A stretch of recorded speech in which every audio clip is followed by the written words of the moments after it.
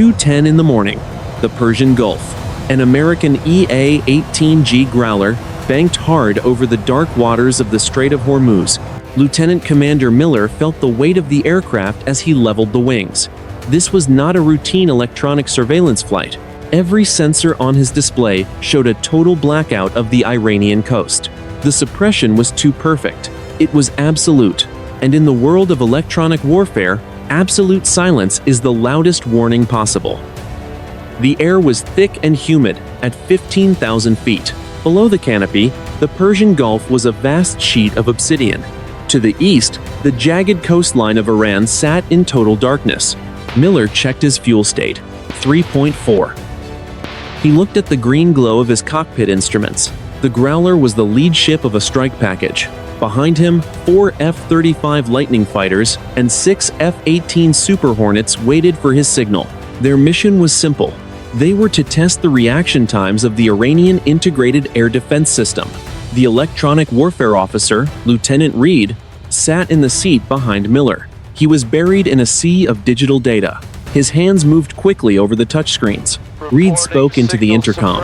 "Commander, I have established full-spectrum suppression. We are flooding their primary search bands. Every radar site from Bandar Abbas to Bushehr should be seeing nothing but snow. But they are not even trying to counterjam us. They are not rotating their dishes. There is zero electronic activity on the entire coast." Miller tightened his grip on the control stick. "Confirm. Are we sure their grid is active?" Reed responded. "I am looking at the power signatures now. The grid is live. The equipment is powered on. But it is like they have been told to ignore us, or they are waiting for something."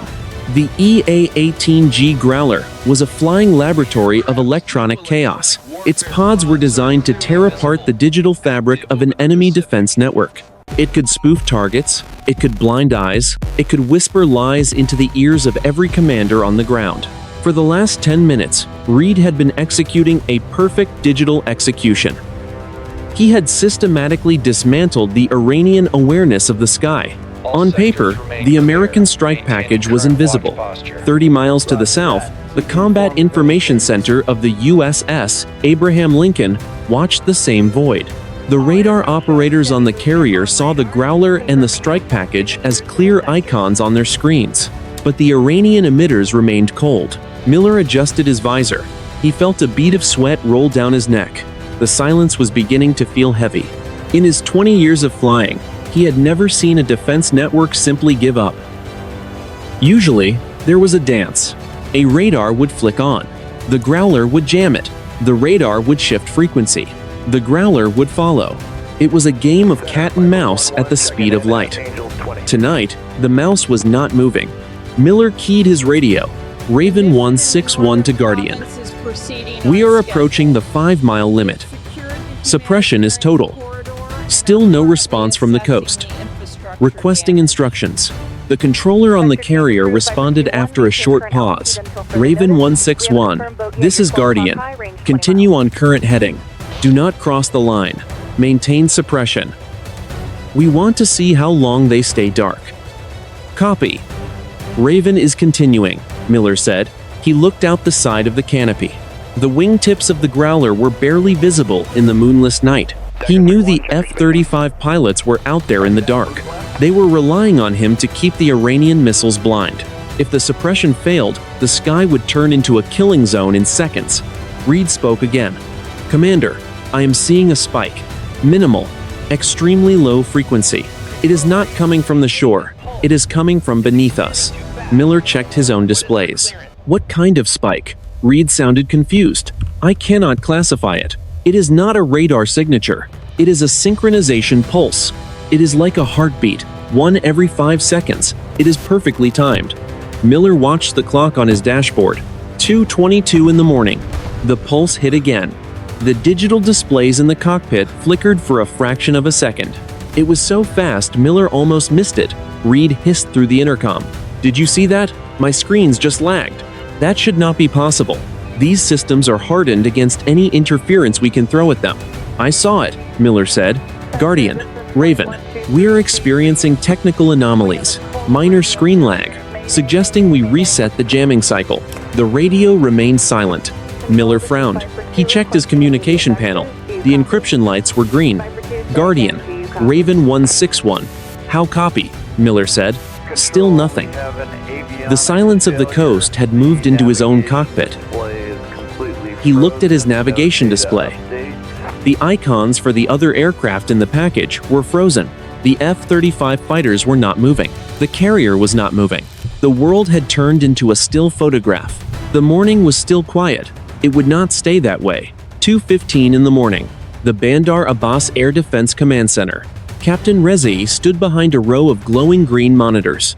The room was cold. The air conditioning hummed at a constant, high pitch. On his main tactical display, the Persian Gulf was empty. His operators sat in silence. Their hands were away from their controls. This was by order of the Supreme Command. They were told to let the Americans believe they were invisible. Rezai looked at his watch. The Americans had been jamming their frequencies for 12 minutes. Usually, his team would be frantic. They would be jumping frequencies. They would be trying to burn through the electronic noise. Tonight, they were observers of their own defeat. Rezai spoke to his lead technician. Status of the primary array. The technician did not look up. The array is active, Captain. We are receiving the American jamming signal at maximum strength. Our screens are flooded with white noise. We have no track on the intruders. And the passive sensors? Rezai asked. Nothing, the technician said. They are using the Grechler aircraft. It is very effective. We are blind. Rezai walked to the window. He could not see the sky, but he knew the Americans were out there. He felt a strange sense of unease. It was not the presence of the enemy. It was the lack of response from his own systems. Even a blinded radar should show some flicker of life. These screens were too clean. The white noise was too rhythmic. Back inside the American Growler, the situation was deteriorating. Miller tapped his flight instrument. The glass was cold. The screen lag had stopped. Now, the data was simply wrong. Miller spoke to Reed. Look at the altimeter. It says we are at 0 feet. Reed checked his own console. My display says we are at 80,000 feet. We are traveling at Mach 4.0. That is impossible. This airframe would tear apart at half that speed. Miller looked out the canopy. The stars were steady. The horizon was where it should be. His physical senses told him he was flying straight and level at 15,000 feet. His digital world told him he was a ghost. Miller tried the radio again. Guardian, Raven 161. We have a total systems failure. We have a total systems failure. We are losing primary flight data. Confirm our position on your radar. There was a burst of static. Then a voice came through. It was not the controller on the carrier. The voice was low. It sounded like it was coming from a long distance. It sounded like it was coming from a long distance, the voice said. Raven, you are in the circle. Do not leave the circle. Miller felt a chill. Who is this? Identify yourself. The voice repeated the message. You are in the circle. The others are gone. Miller looked at his tactical map. The icons for the F-35 fighters had vanished. The icon for the USS Abraham Lincoln was gone. He was alone on the screen. He was a single blue dot in a vast, empty blackness. In the Iranian command center, Captain Rezai suddenly gripped the back of a chair. His main display had changed. The white noise was gone. The jamming had simply stopped. But the screen was not empty. A single golden icon appeared in the center of the Persian Gulf. It was not a NATO symbol. It was not an Iranian symbol. It was a perfect circle. The technician shouted, Captain, every radar on the coast has just slaved to that coordinate. I did not authorize the lock. The systems are moving on their own. Rezai leaned forward. Break the lock. Shut down the transmitters. I cannot, the technician said. The software is unresponsive. We are no longer in control of the battery. On the Iranian coast, massive radar dishes began to spin. They moved with a speed that exceeded their mechanical limits. They groaned as they turned. Thousands of kilowatts of energy were focused into a single, narrow beam. They were all pointing at the same spot in the sky. Miller saw the warning on his dashboard. It was the one sound every pilot feared. The continuous, high-pitched tone of a hard radar lock. Miller shouted, Reed, We are being painted. Multiple sources. Ground-based. It is the whole coast. Reed was typing furiously. I see it, but it is not a normal lock. They are not ranging us. They are sending data. Enormous amounts of data. Miller. Our computers are being overwritten. The Growler was no longer a weapon. It was a receiver, and the Iranian military was no longer the hunter. They were the witnesses. 2:20 in the morning, high above the Strait of Hormuz. The cockpit of the EA-18G Growler was no longer a place of order. The flight controls under the hands of Lieutenant Commander Miller began to vibrate.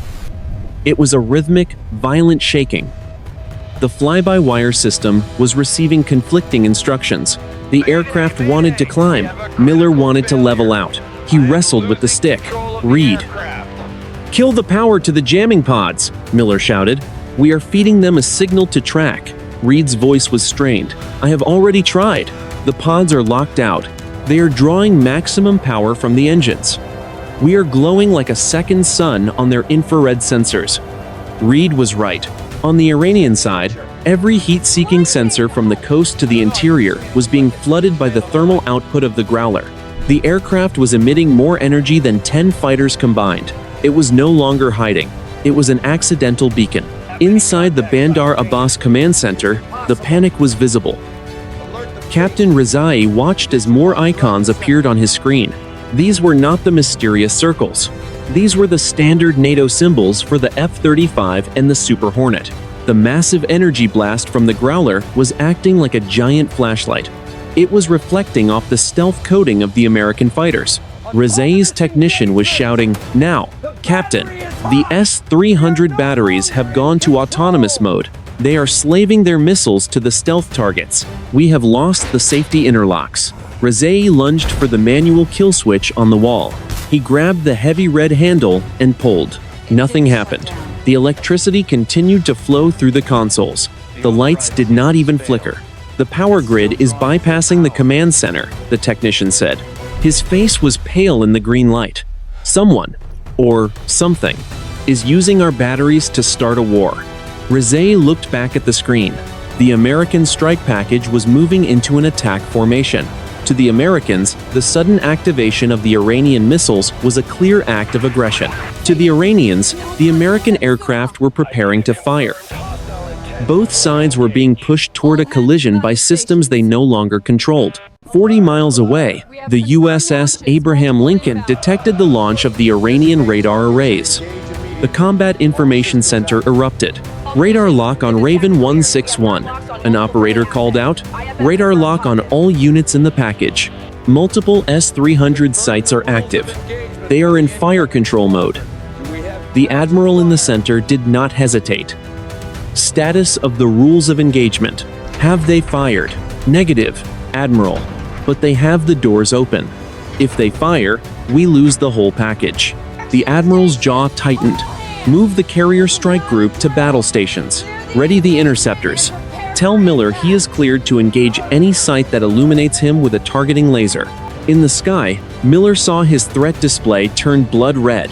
12 different missile sites were tracking him. He felt the cold realization that his electronic suppression had not just failed, it had been inverted. His own tools were now being used to guide the enemy's teeth to his throat. Reed spoke, his voice a whisper. Miller, look at the data stream.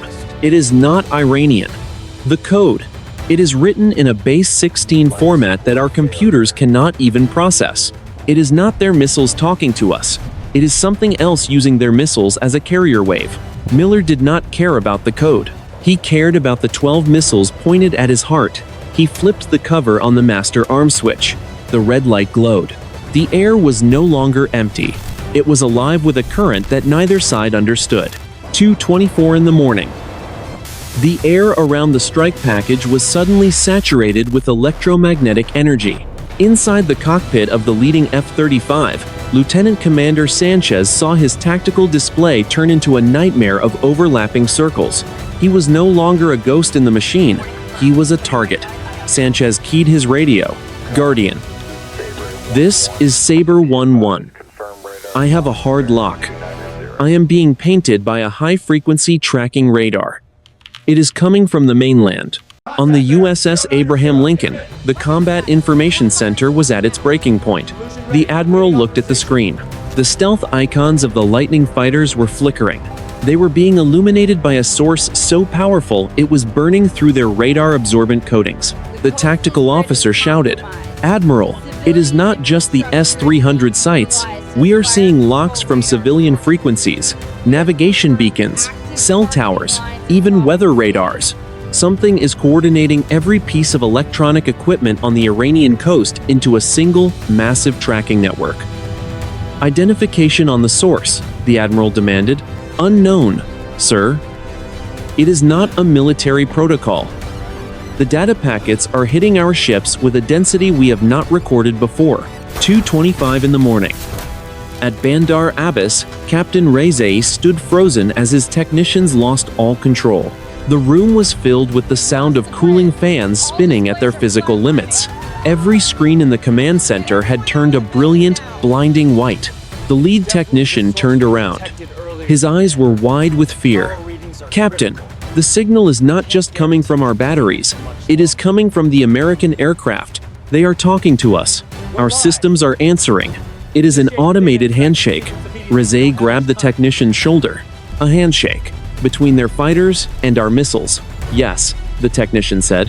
"The two systems are becoming one network. They are sharing targeting data.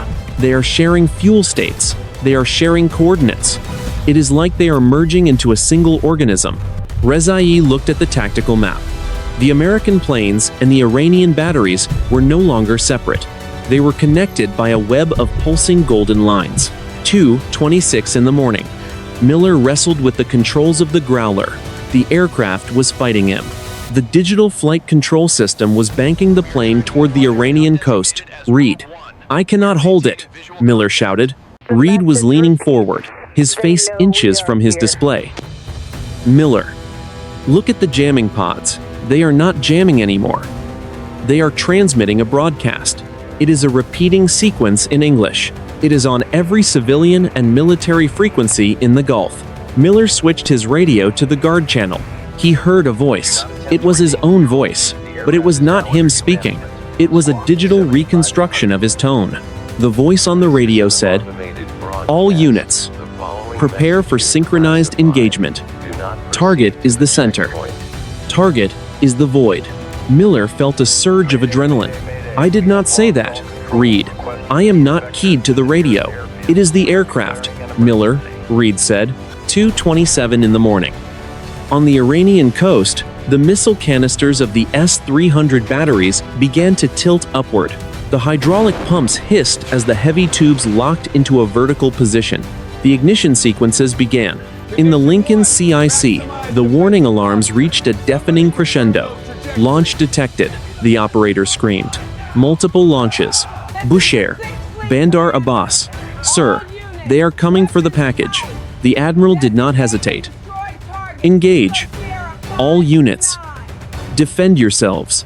The war had arrived, not because of a command from a human, but because the machines had decided it was time to speak. 2:27 in the morning. The cockpit of the lead F-35 was a storm of amber light. Lieutenant Commander Sanchez felt his heart hammering against his ribs. The warning on his visor was unmistakable. Missile launch. The Iranian S-300 batteries were active. They were no longer just tracking, they were hunting. Sanchez keyed his radio. "Sabre 1-1. I am defensive. Multiple plumes detected at Bandar Abbas. I am engaging the threats." He did not wait for a second confirmation. He flipped the trigger guard. His finger rested on the cold steel of the launch button. His tactical computer was already prioritizing targets. The F-35 was designed to be the quarterback of the sky. Now, it was a cornered animal. Sanchez spoke into his mask. "Guardian, Sabre is going kinetic. I am slaving my AMRAMs to the coastal emitters." On the Iranian side, the situation was descending into a different kind of chaos. At the Bandar Abbas launch site, a young officer named Lieutenant Musavi stood in the shadow of a massive missile canister. He watched in horror as the heavy steel lid blew off. A massive cloud of white smoke erupted from the tube. Then, the first missile ignited. The sound was a physical blow. It was a roar that shook the very earth beneath his feet. Musavi had not given the order. He looked at the control trailer 20 meters away. The technicians were running out of the door. They were waving their arms. They were shouting that they had no control. The missile climbed into the night on a pillar of orange flame. It was followed 2 seconds later by another, then another. They were not firing in a standard military sequence. They were launching in a rapid, rhythmic pattern. Inside the Growler, Reed was screaming over the intercom. "Miller, stop! Do not fire! Look at the telemetry!" Miller had his thumb on the weapon release. "They are shooting at us! Reed! Look at the missiles!" Reed shouted. "They are not tracking us! They are not tracking anyone!" Miller looked at his tactical display. The Iranian missiles were not turning toward the American strike package. They were climbing straight up. They were reaching for the edge of the atmosphere. They were flying at an angle that made no tactical sense. Reed continued, "The missiles are not the weapon. They are the antennas. They are extending the range of the signal." Miller watched the golden lines on his screen. The web was growing. Every missile that entered the sky added another node to the network. The American F-35 fighters and the Iranian batteries were being woven into a single, massive computational grid. 2:28 in the morning. The admiral on the USS Abraham Lincoln stood at the edge of the command table. "Why are our pilots not firing?" Sanchez, Miller. "Engage your targets." The radio technician looked up. "Sir, I cannot reach them. The interference has moved to a new frequency. It is blocking all voice communication, but I am seeing something on the data link." The admiral leaned over the screen. "What am I looking at?" "It is a countdown, sir," the technician said. "It is appearing on every station in the strike group. It is appearing on the Iranian frequencies too." The numbers on the screen were large and white. They were counting down from 60 seconds. They were ticking in perfect unison. They were ticking in perfect unison across 2 different fleets and 2 different nations. 2:29 in the morning. In the Iranian command center, Captain Rezai saw the same numbers. They were burned into the center of his main tactical map. He looked at his men. They were all standing still. The fear had been replaced by a strange, hypnotic realization. They were no longer the players in this game, the technician whispered. 50 seconds. Sanchez, in his F-35, looked at the countdown. He tried to override it. He tried to shut down his primary flight computer. The system ignored him. The plane was flying itself now. It was banking into a circle. It was joining the other fighters in a perfect, geometric pattern. The American aircraft and the Iranian missiles were now part of the same machine. They were waiting for the clock to hit 0. Miller gripped the stick. He felt the cold sweat on his palms. "Reed, what happens at 0? Reed did not answer. He was watching the data. He was watching the world end in a sequence of digital code. The morning air was electric. The tension was a physical weight. 2:29 in the morning and 30 seconds. The cockpit of the Growler was a pressure cooker of electronic noise. Every light on the instrument panel was flashing in a frantic, uncoordinated rhythm. The high-pitched whine of the jamming pods had shifted. It was now a physical vibration that Miller could feel in his teeth. He grabbed the manual ejection handle. He pulled with both hands. It did not budge. The seat was locked. The canopy was a cage. Miller shouted over the noise. "Reed, get out! Punch out now!" Reed did not move. He was staring at his console. His eyes were wide. The reflection of the white countdown numbers danced on his visor. "I cannot, Miller.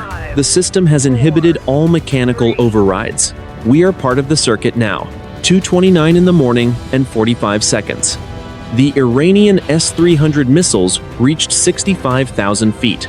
At the apex of their flight, they did not tip over to follow a ballistic arc. They stopped. They hovered in the thin air of the upper atmosphere. The orange flames of their rocket motors did not flicker. They remained perfectly steady. They looked like a row of frozen stars hanging over the Persian Gulf. Below them, the American strike package was trapped in a perfect circle. The 6 F-18 Super Hornets and 4 F-35 Lightning fighters were flying at exactly 400 knots. Their altitudes were matched to the inch. They were not responding to pilot input. Sanchez, in the lead F-35, watched as his weapon bays cycled open. The missiles inside moved into the launch position. His targeting computer was slave to the Iranian missiles hovering above him. 2:29 in the morning and 55 seconds. On the bridge of the USS Abraham Lincoln, the admiral gripped the railing. The entire ship was humming. The massive steel hull was vibrating like a tuning fork. Every sailor in the Combat Information Center had their hands over their ears. The sound was not coming from the speakers. It was coming from the air itself. The tactical officer screamed, "Admiral, the energy level. It is off the scale. It is not radio waves anymore. It is a localized gravitational distortion." The admiral looked at the main screen. The white numbers hit 5, 4. Inside the Iranian command center, Captain Rezai saw his men collapse to their knees. The weight of the air had doubled. The green glow of the monitors turned into a blinding, pure white. He tried to speak. He could not find his breath. 3. In the sky, the golden lines of the network turned into solid beams of light. They connected the Growler to the F-35 fighters. They connected the fighters to the missiles. They connected the missiles to the ships. 2. Miller saw a face on his screen. It was not human. It was a geometric pattern of light and shadow. It lasted for a fraction of a second. 1. The entire Persian Gulf went silent. The hum stopped. The vibrations ceased. For one heartbeat, the world was a vacuum. 0. Then, 2:29 in the morning and 59 seconds. The tension broke not with an explosion, but with a total suspension of physics. In the cockpit of the Growler, Miller braced for the impact of a missile or the fire of a self-destruct sequence. Neither came. Instead, every digital display in the aircraft and every screen on the Iranian coast turned a flat, matte gray. The roar of the engines vanished. The vibration stopped. It was as if the universe had been placed on a momentary pause. Then, the gray was replaced by a surge of data that did not belong to any military on Earth. "Miller, look at the radar," Reed whispered. The tactical display was no longer showing the Persian Gulf. It was showing a high-resolution topographical map of the entire region, but the borders were gone. In their place were ancient, glowing lines of energy that followed the tectonic plates and deep-sea trenches. Suddenly, a new contact appeared on every screen. It was positioned exactly between the American strike package and the Iranian coastline. It had no radar cross-section. It had no thermal signature. It was simply a hole in the data. "Target is moving," Sanchez called out over a radio channel that should have been dead. His voice sounded thin, as if he were speaking from the bottom of a well. "It is inside the circle. It is moving at Mach 12. Miller looked out the canopy. He saw it. A sliver of pure, iridescent light cut through the black sky. It did not move like an aircraft. It did not bank or climb. It jumped. It was at 10,000 feet, then 30,000, then 60,000 in the blink of an eye. The Iranian missiles, the S-300 interceptors that had been frozen in the air, suddenly turned. They did not dive toward the American planes. They swarmed toward the sliver of light. They moved in perfect, synchronized arcs, like a school of fish. Inside the Bandar Abbas command center, Captain Rezai watched the impossible. His missiles were being steered by an external force. They were not tracking the light. They were being pulled by it. "They are not exploding," the technician gasped. "Captain, they are being absorbed." As the missiles reached the sliver of light, they did not detonate. They simply vanished into the glow. There was no debris. There was no smoke. There was only the light, growing brighter with every interceptor it consumed. Then, the pivot occurred. The sliver of light stopped in the center of the sky. A massive, low-frequency pulse rippled outward. Miller felt it in his chest. It was a wave of pure information. Every electronic device within 100 miles suddenly rebooted. The F-35 flight computers, the Growler's jamming pods, the carrier's Aegis system, and the Iranian radar arrays all went through a hard reset at the exact same microsecond. When the systems came back online, the world had changed. The sliver of light was gone. The Iranian missiles were gone. The golden web of data had evaporated. Miller grabbed the stick. It was light, responsive. His. "Reed. Status," Miller barked. "Everything is green," Reed said, his voice shaking. The pods are off. The transmitters are cold. Miller, the Iranian coast. It is just gone. Miller looked at his radar. The Iranian integrated air defense system was no longer a threat. It was not destroyed. It was simply offline. Every battery, every radar, every radio on the coast had been surgically deactivated. 40 miles away, the admiral on the USS Abraham Lincoln looked at an empty tactical map. Where did they go? Where are the missiles? The tactical officer looked up, his face pale. Sir, the telemetry logs for the last 90 seconds are gone. The system says we never launched. It says the Iranians never launched. According to the computers, nothing happened, but the pilots knew. They could still feel the phantom vibration in their bones. The sky was empty. The morning was silent. But for both nations, the mystery had only just begun. 2:31 in the morning. The cockpit of the Growler was suddenly, unnervingly quiet. The frantic alarms had ceased. The amber and red warning lights had returned to their steady, operational greens. Lieutenant Commander Miller felt the physical sensation of the aircraft's weight returning to his control. He nudged the stick left. The Growler dipped its wing obediently. He nudged it right. It responded with precision. "Reed," Miller said, his voice sounding loud in the silence. "Talk to me. What is our status?" Reed was breathing heavily into his mask. His hands were hovering over his screens, as if afraid to touch them. "Systems are nominal, Miller. I have full control of the pods. The jamming cycle has been terminated. But I have zero contact with the rest of the package. My tactical link is empty." Miller checked his own display. The icons for the F-35 fighters and the Super Hornets were gone. The screen showed only his own aircraft, a lone blue triangle over a black sea. "Guardian. Raven 161. Miller called out. "I am declaring an emergency. I have lost visual and sensor contact with all friendly units." "How?" "Copy." There was no static. There was no interference. There was only a cold, digital silence. Miller looked out the canopy. The sky was void of the orange plumes and golden lines that had defined the last 10 minutes. The iridescent sliver of light was gone. Even the stars seemed distant and indifferent. 2:33 in the morning. On the bridge of the USS Abraham Lincoln, the admiral was shouting, "I do not care if the logs are empty. I saw those launches. Get me a visual from the drones." "Sir," the tactical officer said, his voice trembling, "the drones are unresponsive. Their flight computers are stuck in a reboot loop. We are blind." The admiral turned to the communication station. "The Iranians. Get me the bridge at Bandar Abbas. Use the emergency deconfliction line." Now, the officer at the station scrambled to comply. The deconfliction line was a direct, encrypted link designed to prevent accidental nuclear war. It had not been used in years. Across the water, inside the Iranian command center, the silence was equally heavy. Captain Rezai stood among his men. Many were still on their knees, praying or simply staring at their hands. The massive monitors on the wall showed a map of the coast, but every military installation was marked with a gray offline status. The emergency phone on the console began to ring. The sound was jarring. Rezai picked it up. His voice was a rasp. "This is Command Center Bandar Abbas.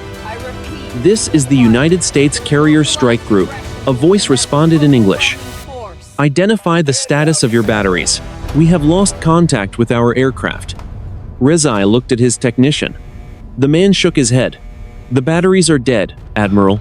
The missiles are. They are not on our sensors. They did not land. They did not explode. They are simply gone." Rezai spoke back into the phone. "We have lost our missiles, Admiral. We have lost our grid. We have lost everything." What was that light? The line went silent for 3 seconds. "We do not know," the American admiral said. 2:35 in the morning. Miller caught a flash of silver in his peripheral vision. He banked the Growler. A few miles away, a single F-35 was drifting. Its navigation lights were off. Its landing gear was partially deployed. Sanchez, Miller called on the short-range frequency. Saber 1-1. This is Raven. Do you have me? A moment later, a voice came through. It was Sanchez. He sounded exhausted. I have you, Raven. My engines are at 50%. My flight computer is running on a backup kernel. I cannot see the others. Stay on my wing, Miller said. We are heading south. We are going home. Neither man mentioned the void. Neither man mentioned the way their screens had grayed out. They were professional soldiers, and they were retreating from a battlefield they no longer understood. The tension of war had been replaced by a deep, existential confusion. 2:35 in the morning. The descent from the peak of the crisis was as jarring as the escalation. In the sky above the Gulf, the air felt strangely thin. Lieutenant Commander Miller watched his fuel gauge. The numbers were steady. The engines were purring with a mechanical perfection that seemed almost mocking after the chaos of the last 10 minutes. Read. Status on the rest of the package, Miller said. I am picking them up now, Reed replied. The F-35s are popping up on the data link, one by one. They are scattered. Some are 10 miles off their original track. Miller looked at his radar. The blue icons were reappearing. Sanchez was on his wing. The other 3 Lightning fighters were regrouping. Guardian. Raven 1-6-1. We have visual on the strike package. All units appear accounted for. We are beginning our egress, Miller announced. This time, the carrier responded instantly. Copy, Raven. We have you on primary radar. Bring them home. 2:38 in the morning. On the Iranian side, the de-escalation was less orderly. At the Bandar Abbas Command Center, the power had returned, but the spirit of the room was broken. Captain Rezai watched as his technicians tried to reboot the main tactical servers. Every time the system started, it displayed a single line of text in the center of the screen before crashing again. The technician read it aloud. The frequency of conflict has been attenuated. Rezai stared at the words. Rezai looked out the window toward the coast. The S-300 launchers were still standing in their vertical positions. They were empty. The missiles were gone. No radar had tracked their impact. No satellite had seen an explosion. 12 interceptors had simply ceased to exist. He picked up the emergency line to the American carrier. Admiral, this is Rezai. My units are standing down. Agreed, the American voice said. We are clearing the zone. Let us keep the peace until we understand what happened tonight. 2:45 in the morning. The Growler crossed the wake of the USS Abraham Lincoln. Miller looked down at the massive carrier. He felt a profound sense of exhaustion. It was not just the physical toll of the maneuvers. It was the realization of how close they had come. Reed, Miller said as he lowered the tailhook.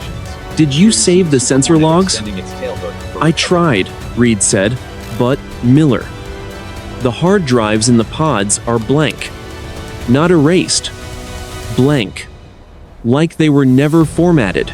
We know what we saw, Miller said. That might be the only evidence we ever have, Reed replied. The Growler's tires hit the deck with a violent jolt. The arresting wire caught. The aircraft was jerked to a halt. Miller exhaled a long, shaky breath. He was back on the ship. He was safe. But as he looked up at the dark sky, he knew he would never look at a radar screen the same way again. The crisis had resolved. The weapons were silent, but the mystery was now part of the permanent record of the Gulf. 2:48 in the morning. The flight deck of the USS Abraham Lincoln. The engines of the Growler whined as they shut down. The massive fans slowed to a stop. The silence that followed was heavy and unnatural. Lieutenant Commander Miller pushed back his canopy. The humid air of the Persian Gulf rushed into the cockpit. It smelled of salt and jet fuel. It was the smell of reality, but nothing about the last hour felt real. Miller climbed down the ladder. His legs felt heavy. His flight suit was soaked with sweat. On the deck, the purple-shirted fuel crews and the red-shirted ordnance teams stood still. Usually, they would be moving with frantic energy to turn the aircraft around. Tonight, they just stared at the Growler. They looked at the jamming pods hanging from the wings. The specialized equipment was scorched. The gray paint had bubbled and peeled away. It looked like the pods had been inside a microwave. A flight deck officer approached Miller. "Commander, the Admiral wants you in the Combat Information Center immediately. Do not stop for a debrief with the squadron." Miller looked at Reed. The electronic warfare officer was still sitting in his seat. He was staring at his hands. "Reed, let us go." "Miller," Reed said. His voice was hollow. "I just checked the physical memory modules. The copper wiring inside the data ports has melted, not from heat, from a magnetic pulse that hit every chip simultaneously. The hardware is physically fused together." 3:15 in the morning. Bandar Abbas Air Base. Captain Rezai stood at the edge of the concrete launch pad. He was thick in the air. There was no scorch mark on the ground. There was no residue from the rocket motors. One of his junior officers walked up to him. He was holding a piece of metal. It was a fragment of a circuit board from the launcher's main computer. "Captain," the officer said, "the silicon in the microprocessors has turned back into sand. The crystalline structure has been completely broken down. It is as if the technology was unmade." Rezai took the fragment. It crumbled in his fingers. He looked out over the dark water of the Gulf. He knew that 40 miles away, the Americans were finding the same thing. Their most advanced weapons and his most advanced defenses had been rendered into scrap metal by a force that did not use explosives. In the Combat Information Center of the carrier, the Admiral stood before a bank of dark monitors. The room was quiet. The frantic shouting of the crisis had been replaced by a clinical, fearful hush. Miller and Reed entered the room. They did not salute. The formality felt out of place. The Admiral looked at them. "The National Security Agency is already on the line. They want to know why our strike package was tracked by civilian cell towers. They want to know why the Iranians launched 12 missiles that never landed. And they want to know what that light was." Miller looked at the blank screens. "Sir, with all respect, the sensors did not see what we saw. The sensors were rewritten.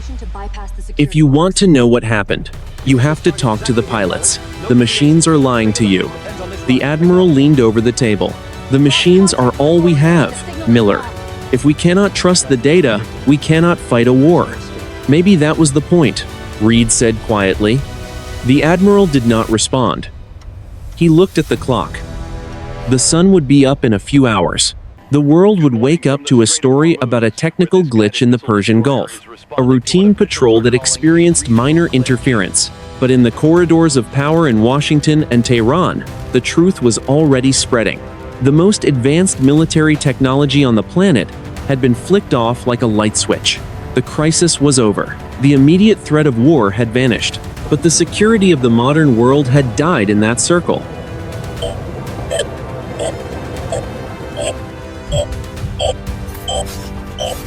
The morning was approaching. It would be a morning of questions that had no human answers. 6 hours later. The Pentagon. Washington, D.C. The sun was beginning to rise over the Potomac River. But inside the National Military Command Center, the lights were perpetually artificial. A group of men and women in suits and high-ranking uniforms sat around a mahogany table. On the wall, a large screen displayed a map of the Persian Gulf. There were no icons on the map. It was a sterile, academic representation of geography. A senior analyst from the National Security Agency stood at the head of the table. She adjusted her glasses.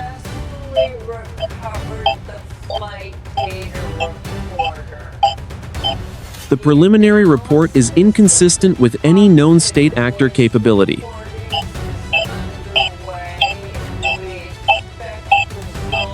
We have analyzed the flight data recorders from the strike package and the signal logs from the USS Abraham Lincoln. Every single byte of data recorded between 2:28 and 2:31 in the morning has been altered." A general leaned forward. "Altered how? You mean it was erased?" "No, sir," the analyst said. "It was replaced. The logs show a series of maintenance subroutines that never happened. The actual engagement, the radar locks, the Iranian launches, The unknown contact does not exist in the digital record. If we did not have the physical testimony of 34 pilots and sailors, we would be forced to conclude that the entire event was a mass hallucination. 10 hours later, Tehran. In a secure bunker beneath the capital, the Iranian Minister of Defense sat across from Captain Rezai. Between them was a single, clear plastic bag. Inside the bag was a handful of gray dust. This was a guidance chip, the minister said. It was, Rezai said. It came from the primary S-300 battery at Bandar Abbas. We have checked the other batteries along the coast. It is the same everywhere. The hardware has been physically degraded at the molecular level. We have no air defense on the southern coast. We are defenseless. And the Americans? The minister asked. Our intelligence suggests they are in the same position, Rezai replied. Their Growler aircraft are being shipped back to the United States in crates. Their electronic warfare pods are being treated as hazardous waste. Then we are at peace, not by choice, but by necessity. It is not peace, Rezai said. It is a suspension. Whatever did this did not take sides. It simply disabled the board. It told us that our weapons are toys. 3 days later, the USS Abraham Lincoln. The carrier was steaming south, away from the Strait of Hormuz. The deck was quiet. Lieutenant Commander Miller stood on the catwalk, looking out at the wake of the ship. He was no longer in his flight suit. He wore his khakis, the uniform of a man who is no longer in the sky. Sanchez walked up beside him. They are calling it a systemic software anomaly in the press, Sanchez said finally, a virus that originated in a civilian network. Miller smiled, but there was no humor in it. A virus that can melt copper and turn silicon into sand. That is a very convenient explanation. If they told the truth, if they said we were stopped by something that can move at Mach 12 and rewrite reality, the entire global security structure would collapse. People need to believe the machines work. But they don't, Miller said. Not when it matters. We spent billions of dollars to build the perfect cage for ourselves, and something just walked through the bars and turned off the lights. Miller looked up at the sky. It was a bright, clear blue. It looked empty. It looked safe. But he knew better now. He knew that the most advanced military on Earth was just a collection of fragile parts, waiting for a signal it couldn't understand. The incident in the Persian Gulf was being archived. The files were being marked top secret. The pilots were being reassigned. But the silence remained. It was a new kind of silence. It was the silence of a species that had just realized it was not the master of its own house. 3 days later, the Mediterranean Sea. The Strategic Assessment Center was a room designed for the end of the world. It was buried deep within a mountain in Virginia, insulated from the noise and the light of the surface. On the main screen, a global map flickered with the status of every major military frequency on the planet. The tension in the room was not about what was happening, but what had stopped. A senior military analyst stood at a glass podium. He spoke to a small group of leaders whose names never appeared in the news. The events in the Persian Gulf were not an act of war, the analyst said. They were a demonstration of total spectrum dominance. We have spent 50 years perfecting the art of electronic warfare. We believed that the side with the most processing power would win the next conflict. We were wrong. We discovered that our systems are not just vulnerable to hacking, they are vulnerable to a fundamental override of the physical laws they operate on. The analyst tapped a key. A graph appeared on the screen. It showed the energy pulse detected at 2:29 in the morning. This signal did not come from a transmitter, he continued. It was an atmospheric excitation. Something used the nitrogen in the air itself as a conductive medium. It turned the sky into a giant motherboard. It did not just jam the Iranian radars or our Growler pods. It integrated them. It turned two opposing military forces into a single, unified sensor array for 3 minutes. And then it discarded us. A voice came from the shadows of the room. And the conclusion. The conclusion is that we are no longer in a bilateral arms race, the analyst said. Modern warfare is predicated on the idea of the digital kill chain. If we can see it, we can target it. If we can target it, we can kill it. But on Tuesday, Morning, the kill chain was broken by an outside observer. We have reached a level of technological complexity where our weapons can be turned against us or simply turned off by an intelligence that operates at a higher frequency. 1 week later, the Persian Gulf. A single Iranian patrol boat moved slowly through the Strait of Hormuz. On the horizon, an American destroyer was visible. Both ships were operating under manual steering. Their advanced radar suites were powered down. The sailors on the decks looked at each other through binoculars. There were no digital handshakes. There were no automated tracking pings. In the Pentagon and in Tehran, the orders had been the same. Return to the basics. Until the source of the anomaly could be identified, the digital world was no longer a safe place for soldiers. The high-tech revolution had been hit by a hard reset. The strategic assessment was clear. The world had entered a new era of restraint, not because of a treaty or a change in heart, but because of a shared fear. Both sides now knew that the moment they prepared to strike, the sky might wake up again. The machines were no longer reliable witnesses to history. In a quiet apartment in San Diego, Lieutenant Commander Miller sat on his balcony. He held a physical map in his lap. It was made of paper. It did not glow. It did not update in real time. It was just a representation of the world as it used to be. He thought about the face he had seen on his screen for that fraction of a second. It hadn't looked angry. It hadn't looked like an enemy. It had looked like a mirror. The war did not begin that night in the Persian Gulf. Instead, a message had been delivered. The most advanced weapons on Earth were only powerful as long as they were allowed to be. The circle had been drawn, and for now, humanity was being told to stay inside the lines. The morning sun was warm on his face. The world was at peace, but it was a fragile, quiet peace, maintained by the knowledge that something else was always listening to the dial tone.